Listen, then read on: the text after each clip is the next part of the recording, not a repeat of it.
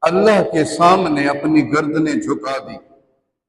فلما اسلما وتلہ للجبین، اللہ کے حکم پہ اپنی گردنوں کو جھکا دیا، اللہ کی رضا پہ راضی ہو گئے۔ اور پھر حضرت ابراہیم نے بیٹے کو لٹایا، ہاتھ پاؤں باندھے، پٹی باندھی۔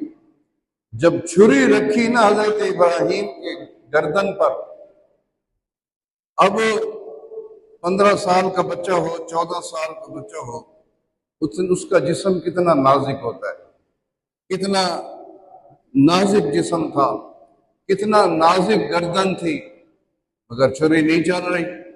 چھری کو چلا رہے ہیں، چھری چل نہیں رہی۔ اور چھری چلانے والا کوئی عام انسان نہیں، اللہ کا نبی ہے، اور جد الانبیاء ہے، عام نبی بھی نہیں ہے، نبیوں کا بھی باپ ہے۔ نبی کی